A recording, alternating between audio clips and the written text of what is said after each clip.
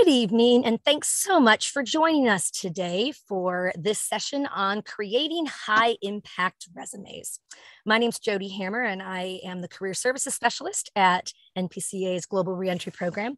This is one of my very favorite topics, resume writing. I know most of you hate resume writing, and admittedly, when you're doing it for yourself, it's not nearly as fun as when you're helping other people. So writing resumes and critiquing resumes is something that I really love to do. So I'm excited to be here to talk to you a little bit about high impact resumes and resumes that will get you in the door for that interview. And we'll talk about a lot of things related to this. So we have a lot to cover, so I'm going to go ahead and get started here. So first of all, I want to just really briefly cover, your traditional resume format, right? So this is the reverse chronological format. So your most recent job experiences first, right? And your most recent education experiences first, and you go backwards, right? Because admittedly, employers are generally going to be most interested in your, experience, your more recent experience, right? Oftentimes, not always. But it also, notice on this one, you have, for example, you have the person's name at the top and their contact information, right? And then you have the summary. It says summary or objective in this graphic that I found, which I really like the graphic, but I hate the word objective. And many, many employers agree with me on this. Objectives are very old school, oftentimes, because what used to happen, everyone would put objective. And then it got to the point where your objective was something like this, a objective, a rewarding position with fill in the blank of the company, XYZ company with opportunities for growth and advancement, which is really, that's a very self-serving objective. That's what you want to get out of it, right? But they got very sick of seeing that, number one. And number two, you really want to share with them, why are you so qualified? Why are you the best candidate for this? So you can do that much better with either a summary. It could be called a professional summary or summary. It could also be called, one of the terms that I've used a lot in the past more is people have heard me talk about key qualifications. And I like key qualifications because these are not all your qualifications. These are only some of them. And obviously, you can't have a ton of them, right? You may have many qualifications. And truth be told, your master resume, which I talk a lot about a master resume, that can have as many as you want. I don't care. You could have 20 there, but you're never going to pull more than 2 to 4, maximum 5, in my opinion. For the key qualifications to put up front, but an alternative to that is the summary statement, like we're saying here, right? Like they're showing here. And that is similar to the key qualifications. Your first key qualification is going to be actually an adjective and a noun that describes you as related to maybe that position. So you want to work in one of their skills they're looking for, maybe, but it might be something like bilingual professional with MBA and 3 years of targeted experience in whatever you put there. That could be your first bullet. That kind of gives them, in a nutshell, who am I talking with or dealing with or looking at here? Who is this person? What's their skill set? That's the advantage of having some sort of summary or key qualifications right up front. So we'll talk more about that in different formats as well as we go through this session this evening. So you also have here, your professional experience showing, right? And it's showing more like bullets, right? And I will talk about this more later, but I am a huge advocate of bullets for your resume, not sentences. They are fragment sentences, right? So bullets make sense, right? With active verbs, which we'll talk about some of the great active, action verbs that you can start with, right? And really tailoring that to the type of job that you're going for. So I love that as well. And then your specialized skills, well, you have your education here too, right? So you have your most recent first, and then you go back from there. Now, some people, I know in many of the jobs that you're looking for, oftentimes in today's in today's world, they're looking for a master's, and that can be really frustrating for folks who maybe have a bachelor's, or, and they might have a ton of experience, but they don't have that, that master's, right? So oftentimes, and this is a trick for you all, this is one of my signature tricks when you're writing a resume, for those of you who are return Peace Corps volunteers, right? Say you have an undergrad, degree, you have a bachelor's, but you don't have a master's. What you could do is put under your education, you could put, Peace Corps, pre-service training, Ecuador, Quito, Ecuador, whatever. And then a couple bullets, about that, maybe one or two, because you could input, for example, the total number of hours, trained, received, 180 hours of language of Spanish, 50 hours of whatever, cross-cultural.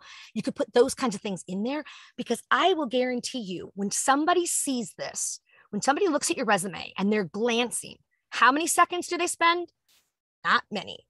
Generally, it's 6 to 7, maybe 10, if you're lucky, 10 seconds, that is, for them to review your whole resume and just at a glance to see whether you're going to make it to the to be considered further pile, at which point they will look at it in more detail, or if you'll be put in that circular file, AKA trash. So where do you want to land? So that's what we're going to be talking about. How can you increase your odds of landing in that to be considered further pile? To be ideally brought in for an interview, at which point most RPCVs or many RPCVs really excel, right? Because you're people, right? And able to oftentimes excel under pressure, all those kinds of things. So those are a couple of things that I want to point out here. Now, after education here, it has skills. I oftentimes encourage people to label that specialized skills, or let's say maybe they have certifications or something that would be relevant or of interest to the employer. You might relabel that specialized skills and certifications, or specialized skills and trainings. So you can certainly change, the header names as well. So that's something important to keep in mind. Okay. And then, the last part, the awards and achievements, that is optional. That can be, that can be a separate header, certainly. It can also be wrapped into your job descriptions or your educational entries.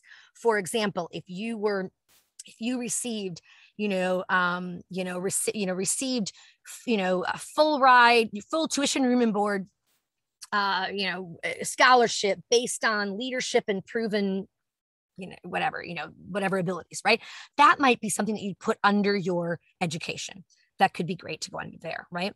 Or, maybe it's the first aid CPR, if that's something that would be relevant. Maybe you're looking at jobs, like refugee types of jobs and places where you'd be working in refugee camps and, things like that. So you can really tailor it to what you're going for. And that's what you're going to hear me talk about a lot tonight, is tailoring to the job, the specific job that you're going for.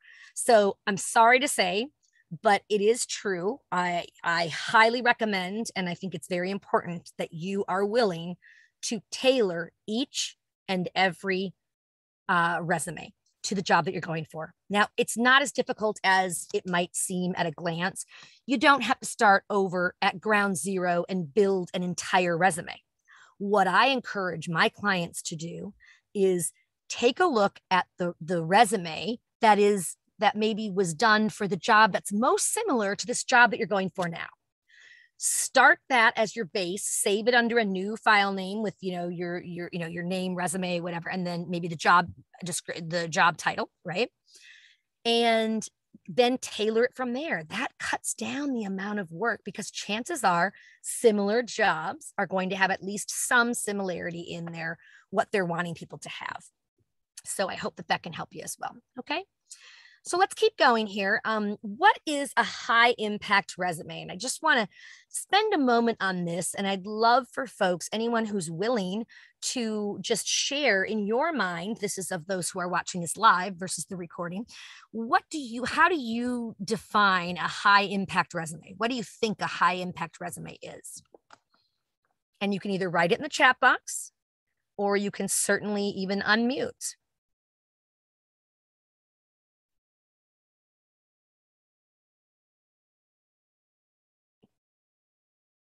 while people are doing that, thinking about what they want to say or share, Hannah, is my voice coming out clearly, I hope? Yes, you are been clear. Thank you so much.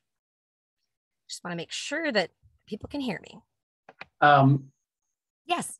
From my perspective, the high impact resume would be one where all the parts kind of work together for the job that they're applying for. It seems like it's like it's something that's going to get through the algorithms quickly versus having to have it fit the actual job description. Right. Oh, that's a great way of describing it. So where all the pieces kind of fit together. And that's really what I'm going to be talking a lot about tonight, right? How can you tailor these certain different areas, and how can you have, impactful resume, bullets for your experiences, things like that. And how can you really craft just a very powerful, impactful resume that will not only get through the ATS tracking system, right, and show that you're very qualified for the specific job by using those keywords that they're using, but also really prove your qualifications as well, right, by sharing some of your accomplishments and such in a very appropriate way. So wonderful. Thank you so much for sharing. So how I was defining it here, one way to define it would be at its most basic, a high impact resume is one that will get you to that interview. It will have a positive impact, right? Because of how it's structured, how it's laid out, and that will help you get to that point. And then the second bullet that I put here, really a specific structure and format for a resume that really helps to prove that you have the skills, that you have proven accomplishments with regard to what they're looking for in a successful candidate. And so, of course, they should give you an interview and give you further consideration. So great. All right, let's go ahead and go on from here. I want to share this with you. It's a sample impact resume. This is actually a free downloadable template that I put the hyperlink here for as well. So you can certainly check that out, and you can download it and then personalize it for yourself. And this is a pretty good one. I mean, I want to say before I go any further, there's no perfect resume for all people, right? And clearly, I think resumes can always be improved, or in different ways, right? But and no, very rarely are you going to find two people that agree absolutely in every single way about what a resume should or should not include, how it should be structured, font types, all kinds of things like that, right? There are so many people working in that in the field, and I have found over my working with RPCVs themselves, my 14 plus years of experience working with RPCVs and working with a lot of other professionals who are, also resume writers and do a lot of critiquing on resumes. We all have our own ideas as to what the most powerful one is, right? So what I will say about this resume, I really like this one overall, and this is why I chose this one. It does leave out this graphic here, the education, but I can talk about that as well. But what I like about it is it has, the name up on top, right? Your contact information. So that's key with any style of resume that you're going to do, right? And people are going to have different thoughts on how you should do it, what you should include. I personally like the name bigger. That should be the biggest font of anything you have on your page or pages, right? Now, does it have to be this big that's on this one? No. I mean, it's nice. I like this, but you could certainly go down if you had to save some space for that as well. Now, of interest is also on this one. Notice they do not have a street address or even a city state showing, okay? And that's more and more common these days. In the old days, and I hate to say old days, but in prior years, it was very standard to include your mailing address, right? Your street address, your city, state, your zip code, and your phone number. And then, of course, when email came in to be great, you put that in. This Jane Doe here puts her phone, her email, and her LinkedIn, because LinkedIn is it's used so much for, employers. Most employers will look at your LinkedIn, right? And they can find it on their own too if you don't put it down, right? But if you have one that generally really like it goes with what you're saying, you don't want a LinkedIn account that's totally different than what you're saying in your resume. So you decide whether you're going to share your LinkedIn account or not, right? But what I love about this is that there's no street address. Now, if this person were looking to move, let's say, to San Francisco, right? That's their target area, right? They could put, they could put San Francisco, California, like that's their target area to live, right? They wouldn't have to label it target area. Even better, if you do have somebody who lives in San Francisco who has, you could put, if you are already living in a city and they're looking for somebody local and you live in San Francisco, by all means, put your San Francisco address. That's fine. That's not going to hurt you, certainly, right? But for people who might be living here in DC and they're looking to move to San Francisco, it could be for especially for non-Fed players, because it's not with federal employment, it's a whole different kind of ball game, and the resume and everything is so different. And it's, they have a lot built into, merit and so it's not as important where you live, right? Generally with federal, but for non-federal, they could easily say, we're really hoping to get somebody local. We want them to be able to start fast. Oh, they're going to have to move. That'll take more time. It's just, there's a lot of possible obstacles. So sometimes people will just not include it, or they'll have their, local address, and it might be San Francisco, whatever, or they might just list San Francisco Bay Area or Washington, metropolitan area, Washington, DC, something like that, to have more of a general. You could certainly do that. Okay. What I do want to say about this is the summary here, right? So going down to the next, they call it summary, that's fine. And this is a short paragraph. Notice that it is very, excuse me, it's fragment sentences. So you don't have the I in this one, right? Because you should use fragment sentences for your summary or your key qualifications and your job descriptions, experience stuff too. I am not a fan of having I in there. Some people will say, oh, you can have your summary be full sentences and have it be a little paragraph. That's fine. I'm just much more of the view that you want it to be short, crisp, clear, very easy to digest, instead of incorporating in the full sentences. I think it's more powerful. So strategic marketing professional with 8 years of experience in pharmaceutical and healthcare communications, right? Combine, it's now personally, so as they have it written here, right? As they have it written here in the summary, I'm noticing these next two sentences or fragments, they're actually speaking in combines, which is he or she tense. I'm not a big fan of that. I would prefer to have, say something like, deep industry, in-depth industry knowledge coupled with experience guiding campaign development, product launches, and to avoid the combines and excels at crafting. But it's not a death sentence. Some people have different views. Obviously, this one here, that's how they're using it. So take my advice for what it's worth, and you could certainly, change it if you'd like to as well. But think about that. And they're including now in the summary, they should be including the kinds of requirements, the kinds of things that are in the job description, right?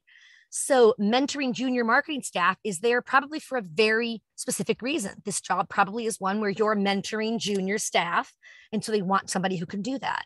So all of those things in there should be very directly related to the job that you're going for, right? This is the area that you're going to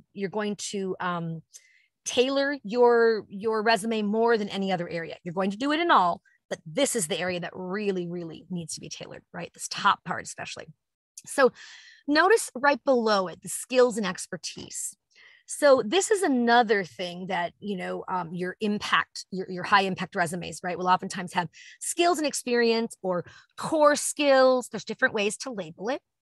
And they'll have like this listing of different kinds of skills that they have, right? Now, I've kind of gone back and forth over the years on whether I like that. I would say I'm more open to it now than I used to be. If you would have asked me maybe 7 years ago, I probably would have said, well, it's really easy to just put skills and expertise and just list these like project management, ROI forecasting, whatever, but I want the meat. But here's what people would come back and say, well, yes, of course, anything that shows up in your skills and expertise needs to be proven in your experience or whatever you have, right? After that, your education, your experience, all of that. So as long as you're doing that, I'm okay with it, right? Because what you're probably doing is trying those are the kind of words that are going to get, for example, that ATS system, right? The applicant tracking system, where they're looking at keywords and such to say, oh, this is a candidate that meets what you're looking for, things like that. So you might do that as well, right? And especially when there's maybe, specific expertise, like in this one, if it's, A/B testing oversight, Adobe Creative Suite, that's one that, is very unique and very big in the communications area, right? So you might want to include that. Now, I do want to also point out one thing about the rule that we all grew up learning, the grammar rule, which is still technically correct. And that is under 10, spell it out, right? Instead of using the number, right? So when you, up on the top where it says strategic marketing professional with 8 years of experience in, and it goes on. 8 is spelled out, EIGHT, which in this case, I would normally say I would put the 8 there because that's going to catch the eye so much better than EIGHT, right?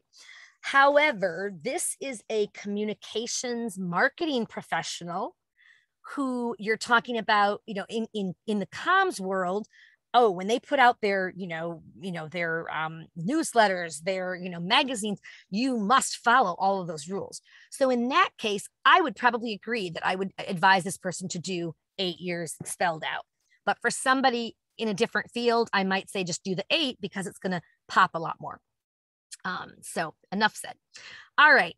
So let's look at the experience header. And you can see here, now they have chosen here to do limited amount of color. I like the orange. I think that's a nice color. Red is too like edit, whatever. I wouldn't use that. But a subtle amount of color I think can be nice. And this would still print fine if they printed it black and white.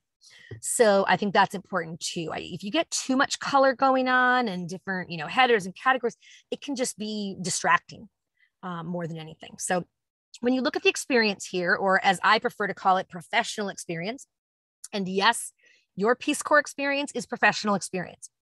The fact that you did not get it was not a traditional paycheck, but rather a stipend, a living stipend, it still is professional experience. So don't put that under like down below under volunteer experience, unless your experience was so long ago. Like in my case, it was very long ago, 25 years ago.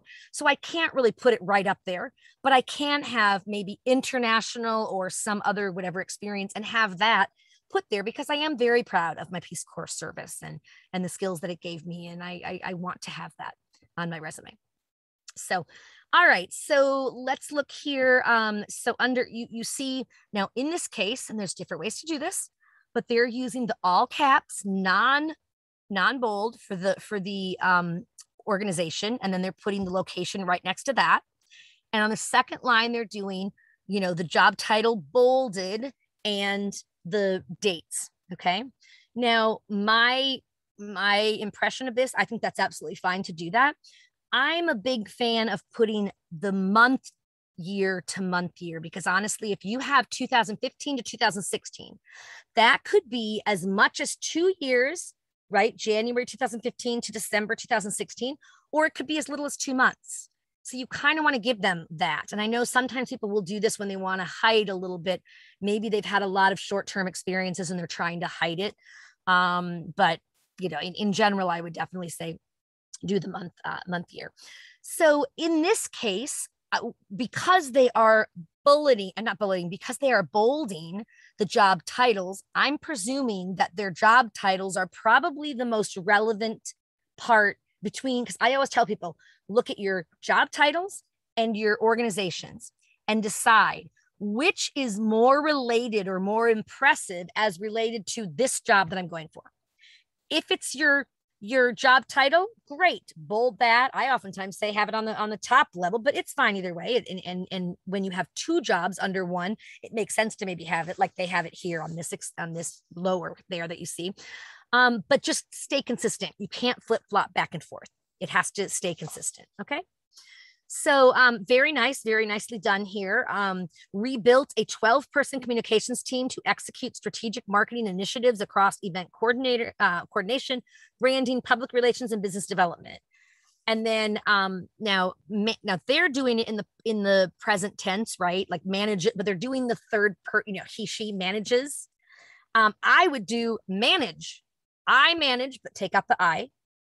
Why would you go to, that's the one thing I don't understand about the example here, to swap between the first person and the, I guess the other one could be, I prefer to have it consistent. So, and I love that the budget ranging from, 3 to 5 million, that's an impressive number.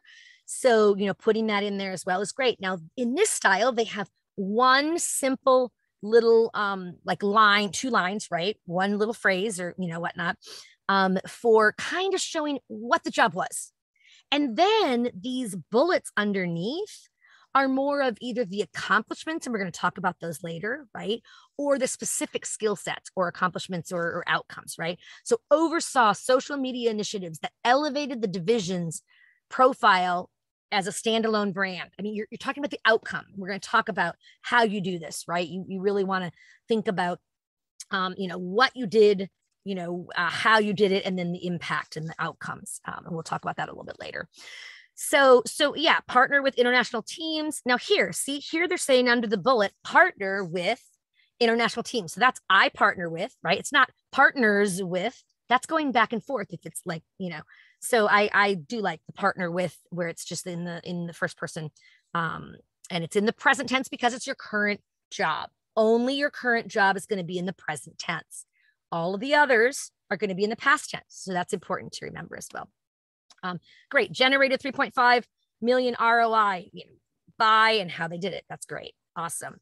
Wonderful. So, and then you look at the next one and it will follow that same type of format, the organization first and then the communications man. Now this has 2 roles.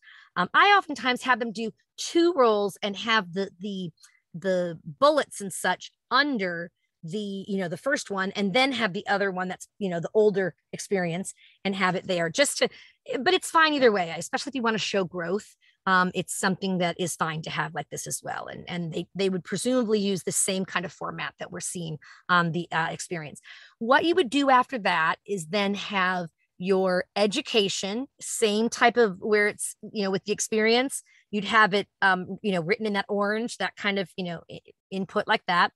And then your, experience there, putting, your university, generally it's your university and the location first, and then, the, what degree you got. And, you might have a bullet for, honors and awards or accomplishments or something, maybe your thesis, if it's, a master's or something, things like that. Okay. So great. So I urge you to look at the free, if you are interested, hopefully you've been able to copy that down and you can, take a look at it and see if it's something that, you would be interested in using, or there's many other free templates that are out there as well. I just like this one because for the most part, I think it's easy to read. It's easy to scan at a glance. And I agree with almost all of it, which is rare. All right. Any questions so far as we continue on? Nothing so far. Thank you. Okay. Great. Thank you. So with the formatting for, the resumes and in this graphic, I just wanted to show you because I think it has some really good content in it, and it just supplements what I was sharing with, so far on the sample one that I showed you, right? Your contact details, keeping it short, don't have that take a lot of space, right? Your, your profile or, summary that could be called, right? And you could include all those different kinds of things that you have. Core skills, we'd seen that already. They called it something else on the last one. Remember, they called it skills and expertise, but you can do it, whichever seems most fitting there. And then roles, of course, you would call that your professional experience, right? And you'd start with, you do your, list the achievements and things like that under it, just like we were talking about, right? And then, your education, right? Your simple format there. Interests, honestly, I'm rarely a fan of including your interests, personal interests, right? With the exception, let's say you do your due diligence and you do your research and you find out that the hiring manager for your dream job at XYZ company is a huge or an avid skydiver. And you also are an avid skydiver, something like that, where there's a connection. That might be something that gets you like, wow, I got to talk to him, where'd she get trained, whatever, right? So that can be actually really helpful. So just, think about that. In terms of the length, it really depends. If we're talking more private sector here, I am not doing a federal resume workshop right now. That will come. I'll probably do one of those next month or, sometime in the near future. And it's very different, as I said, but for your standard resume, if you are a new graduate or you maybe graduated within, 5 years, from now, typically they will say, and not always, there's always exceptions, right? But in general, people will say, oh, you should only have a 1-page resume. You should not have a 2-page resume. Well, I hesitate to say that for everyone because people are unique, right? Some people were so avid. Maybe they started working when they were, 16 or whatever. They've been, so avid in their, they've done so many different roles in their college experience that, are related to and would make a case for why they'd be a great, person for this. I don't have a problem with somebody doing a 2-page resume. I think it's going to be rare that you're going to have somebody say, oh, they're a new grad and I can't believe they did a 2-page resume, right? You might find somebody there, whatever, old school, but I really don't think that would be an issue if it's not fluff. What they don't want to see is fluff. So if you truly merit a, 2-page resume, bring it on. I mean, that is absolutely fine. You can, you can definitely do that. No problem at all. Right. But you don't want to just think, oh, more is better. Let me just try to extend this and I'll just have really big print and I'll just have lots of spacing. You don't want to just do a 2-page for a 2-page, right? Recruiters, especially when you're talking the 6 to 10 second, scan that they're doing initially, they're not even going to get through really the first page. So that's why they talk about, and I have a graph right here. This one shows your top stuff right there on top where you can see how, your top quarter of your page or your definitely top half of the page needs to have the most vital things on it because they're not necessarily even going to get all the way to the bottom of that one page and clearly not through the second page.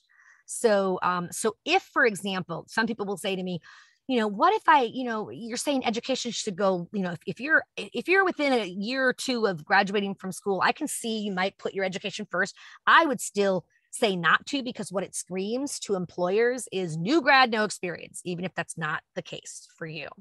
So instead of doing that, I would personally recommend doing your key qualifications and having the education at the end and really doing a great job on what you're sharing, all of that, and just wow them with that, so they don't instantly think new grad, no experience, right? Now, sometimes people have a master's that's very related to what they're going for, and they're like, I don't want to put my education all the way on the bottom. Well, you can do that. You can move it up if you want, but be warned, you may be miscategorized as a new grad, no experience, because most people who have their professional experience will then put that first and then your education. What you could do instead is pull up maybe it's an MPH. Maybe you pull that up and you have that in your profile, where it's, whatever your first bullet is, or your first profile is going to say, right? So as this one that we had here, strategic marketing professional, right? Maybe you, with 8 years of experience, maybe it's, here it would just be right after strategic marketing professional with MBA and 8 years of right? That's gonna get the education, your master's, up there right away without having you look like a new grad, no experience when you put your total education first. Okay. Stop me or put questions, anything in the chat box, please. If you are watching this live, that is, and I'm happy to answer any of those. So yes, in the formatting, you really, you do want to have more of, your simple font, right? You don't want anything really funky that won't, get read very, easily. Break the text, up. Yeah, try not to use photos. Now, I will tell you, when you go online and you're like, oh, I'm going to look for sample, resumes and whatever, a lot of what you're going to see in graphics and such are going to have a picture of the person. Typically in resumes here in the States, now this is not England, this is not other parts of the world where it may be very appropriate and par for the course, like you need to include your photo. Here in the States, they don't want to see a photo of you. And part of that is, it has been discussed, like part of that is they want to make sure that they don't want to be accused of maybe, preferring or discriminating against any sort of, person because of whatever their background or whatnot. And so they'll typically not want the photos. But now on your LinkedIn page, you absolutely should put your photo there. That's your professional networking. That's different than when you're applying for a job, right? And having it there, because not having it is kind of considered a little bit creepy. People kind of wonder, why don't you have your, picture? Are you trying to hide something? There's different reasons why people may not have it, but in general, I would say probably have it more on your LinkedIn. Okay. So this is gonna really grab their attention. That's what we're talking about here, right? So when you're writing a resume, I just wanted to go through a couple things on when writing a resume, right? Of course, your audience you're taking into consideration, like, who is it? Is this for a job or education? You're going to write a CV style more for if you're going for more of a master's degree, for example, right? Versus, your job and such. And the color, font size, all of that, is important, right? Mirroring the keywords or the phrases from that job description is essential in the impact resumes and in regular ones. I see there's a question here, and I'll get to that in just one moment here. And strive for clean and crisp format, right? The appearance and the standard is reverse chronological. So, it's there are alternatives, functional and hybrid. I can't get into those at all because we just don't have time for it tonight, but we do have a webinar, and maybe Hannah can put up the link to our careers YouTube playlist that will have that one, or that one on, like comparing the different styles of resumes, right? Because they are really quite different. Okay. So let's see. Barry, I think, is asking any suggestions for career changers and getting beyond the ATS. Yes, lots of suggestions for that, Barry. And I have actually a webinar on each of those topics, those two topics, separate. What I'm going to do, I will talk to you about this tonight, even if it's after the webinar ends. Oh, great. And the YouTube, yep, the applicant tracking system is that's a webinar that I think you'll find value in. And then I'm happy to stay on with you too, if you need to, okay, after we record this. So great. Thank you. Yeah, no problem. So the typical kind of resume 2021, right? Reverse chronological. I'm just showing you another example here, right?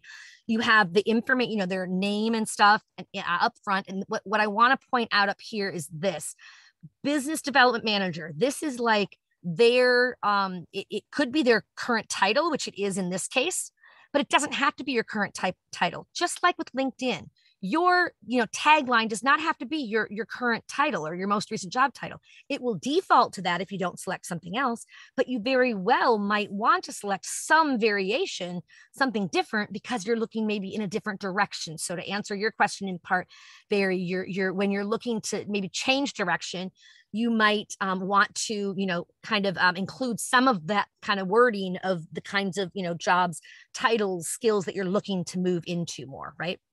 And then interesting here how they have the contact information underneath that, so it separates everything else, which is fine. It's just another style. And then you have the skills, which I would call, core competencies or specialized skills, whatever. Work experience. Personally, I like professional experience just because it sounds more professional, but this gives you a really good idea of how they're putting things with the bullets, with, in the format and all of that, right? So great. And it goes down, it goes through. Sorry, let me get back to this one. There you go. So that's just another example. Okay. And then how to write a resume here. This is just yet another. I wanted to show you an example where they have like columns, which I've heard pros and cons about. I mean, some people love them, some people don't. These are ones that people try to, like, you can see where the skills are listed there. It has like, that's shown in like green, right? That pops. Languages, what your level is of it. There's different ways to do it, right? So you can kind of look at that. But it's just a different format, right?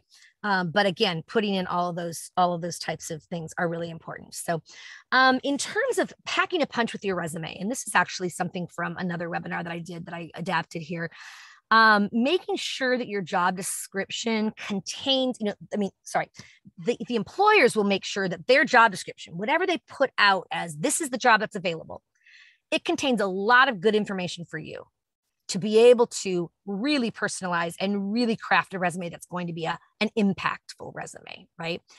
It's going to contain what they view as the ideal candidate. Sometimes it'll be a little unrealistic. Maybe it's like, who would have all of these experiences, right? So I'm here to tell you that it's not always necessary to have 100% of what they're looking for, right? Especially if it's like the like skills, like technical skills that they can teach, how to use this program or whatever. They're looking for people that have those, transferable skills. And I just did a webinar on this recently. It's I don't even think it's posted yet on the YouTube. It will be posted on the YouTube schedule, but it's about using your Peace Corps transferable skills.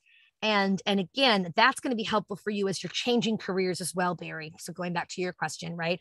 So I would encourage you to watch that one as well, but that's what they're really, going to be looking at. We've already talked about mirroring the job description and, your skills that you have. Incorporate the terminology that they use, having a skills category, active, voice, first person without the I, right? So save it in the style that they ask for it. And I know this sounds so obvious, but people will oftentimes be like, oh, I'm just going to do it as a, .doc. Well, no, they wanted a PDF or vice versa. So make sure that you're honoring that. Okay. And then working in power words, there's action verbs, right? Accomplished, designed, initiated, right? So things like, like those kinds of verbs, and all of these verbs here, there's lots of different verbs, right? And for example, people who have led teams, right? So it's, led, you just don't want to say that all the time, right? It might be, or managed. If you say that all the time, it just gets old, right? So maybe sometimes it's managed, but sometimes it's supervised or oversaw or directed. There's so many different great action words that can help you with that. Okay. Great. Okay. And then using the STAR methodology to tell your story with your impactful bullets. You look at the situation. Now, this one, the sample that they use from this specific one is one from like a business fraternity. So it's, might be tailored more at somebody who's a more recent, grad or whatever. But, what did you do? What was the situation? What was the task at hand, the action, what action did you take, and the result. So a lot of times when I'm talking to clients, I might put it more into, okay, think about you and your site. What was the situation? What was the problem in what you were going to be, your work? Like, what was it? Malnourishment? That was the situation in mine. So that's the situation. Your task was to increase, the nourishment or decrease malnourishment, whatever, by X% or whatever. The action took might be, prepared and delivered trainings to mothers and outlining whatever, achieving. You might put the number of mothers, right? Maybe your impact, your last part of it might be, resulting in, something resulting in a 25% decrease in malnourishment rates or whatever it is, right? And don't worry if it's not a huge number. It's showing specifically. It just proves that you did this, right? Which can be really great. Okay, so great. And I'm looking at my watch, and I think we're about 5 minutes out. So I want to make sure we have some time. If you do have some questions, please put them in the chat box, and we will definitely get to those. Okay. So when you're writing the bullets, this is just a slide that was from a webinar that was done by my colleague and MPCA consultant, Dr.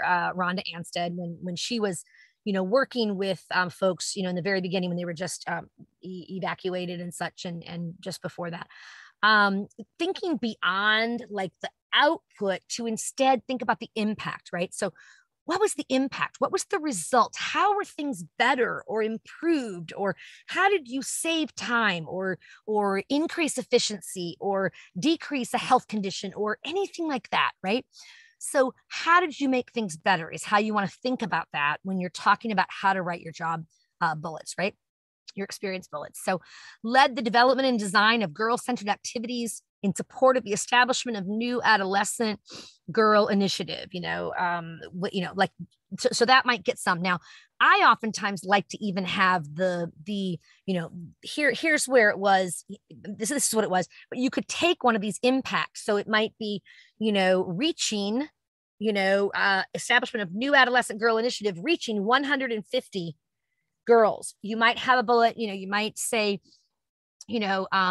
wrote, received, and managed $15,000 grant to develop blah, blah, blah, whatever. So for folks who maybe didn't get the grant, you can still talk about writing a grant. You don't have, you can, or in an interview, you can prove, you still wrote it. It doesn't mean, even if you didn't get it, you still wrote it, right? So there's things that you can maybe talk about even in that case, or, or let's say most recently, right, with the evacuation last, the year and a half ago, whatever, people who weren't there to see the project through, you still wrote it. You still received it. You maybe weren't able to implement it, but you could still put those kinds of things in. Okay. So just want to make sure people see those. And then I did want to show you a sample hybrid method for kind of outlining some of your experiences as well, because sometimes people prefer this method. Here you have like the organization and the title, and you have that little short blurb of like what it is. Some people will just go right into bullets and just have their first few bullets be what they did in general more, and then from there. In this one, you notice in these bullets, the bullets are reserved for things like, and these are most likely the key qualifications or the duties of the job they're going for, right? Strategic initiatives, team leadership, project management, and then they're putting those things that, established project budget and priorities in order to implement 50 to 100, blah, blah, blah. That can be impactful as well, right? So I did want to let you see that as well. And at this point, I really want to turn to any questions that you have for our last, few minutes and such, and see if we can answer any of those. So let's see. Here we go. Are there any questions in the chat box? Or if people have questions, just go ahead and unmute yourself and ask it. That's great. There are no questions in the chat box. No problem.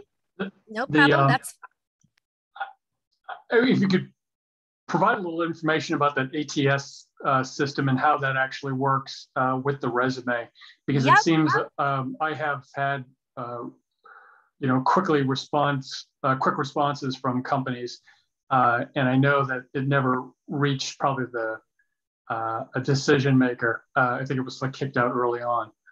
Any suggestions? So you're saying that you think with the ATS systems you didn't make it through, or? Yes, okay. Yeah, the application went in with the resume went in with the application, the online application, but it never got to the next level of actually somebody looking at it. And you heard back so fast on it saying like you weren't qualified, or? Yeah. Okay. Yeah. So that happens with federal as well, right? You get that, sometimes you'll get you're found to be not qualified, if you know what I mean. Like it's very specific what you have to prove that you have, and if you don't have that, and they don't use a standard like ATS, right? It's different, and they actually have a person who's looking at all of them. But if you don't meet their qualifications, or you don't prove it, because maybe you meet it but you don't prove it in federal, you might get that you've been found to not be qualified. That's that kind of generic. But for you to, in addition to the webinar that I know you'll watch, and if you have any questions, you could certainly get back to me. I would say what you need to do in your future applications, of course, is Make sure that when you look at that job description, and I'm old school because like I like to like highlight, in yellow, like the key phrases and stuff, but you could certainly do that online too if if you wanted, or bold them or whatever makes sense to you, right? And make sure that you like looking specifically at qualifications and requirements before you even think about applying for a job. I think looking at the qualifications and requirements and what they're wanting in that, and asking yourself, do I really have what they're looking for here, for the most part, right? And typically they're more important requirements are going to be up front. They're going to be more toward the top of that 20 item list, right? Okay. Generally, right? So what I would say is do your best job possible once you've outlined those and look at your resume and say, okay, I need to make sure that my resume proves these things. So some of them I can dump into those skills or core skills or whatever. And, especially like things like Adobe Creative Suite, right? Like that's what you either have or you don't have it, right? So it'd be hard to prove, like, I mean, I guess you could say utilize Adobe Creative Suite to prepare, blah, blah, blah. But other ones that you could use in your key qualifications or your summary, remember, or your profile that we were talking about up front in this webinar. So making sure that those skills and qualifications that they are really looking for are embedded throughout your resume, not just in the core skills, but also in your experience. When you're talking about what you've done, make sure that you include those types of words. And it might be, that you use more skills statements, as I call them. And what I mean by a skills statement is instead of just, saying reviewed monthly, what would it be, like budget statements or whatever you call that, right? You can tell I'm not in that area. But you could say instead, utilize, maybe they're looking for attention to detail and, whatever, utilized attention to detail and, some other skill it might be, right? Or not, and knowledge of XYZ to accurately track expenses and whatever. Does that make sense? Yes. So in other words, the words that they're using in the application are the words that the system is going to look for in your resume. Generally, yes, because what they're trying to do is they've done a program. So they have like a whole that I would not understand I am not a techie, right? But basically they have a way that when they feed a resume in, they're searching for and locking in on or counting certain words, right? And if yours is more similar to what they're, how they have it coded, what they're looking for, you're going to get through that. If yours doesn't show up, you're going to get rejected. Okay. It's just designed to save time because you have hundreds of people who are applying for jobs. And I mean, that's the reality. So I can see why they do it, but I as a job seeker, see how it's frustrating as well. But you can beat it. Okay. Thank you. You're welcome. No problem. Are there any other questions here? I realize that we're just after our time. So if there are, by all means, ask them. And if not, we'll go ahead and close down the session, and I'll stay on for a few minutes in case people have more questions. Okay. Thank you so much, everyone. Enjoy.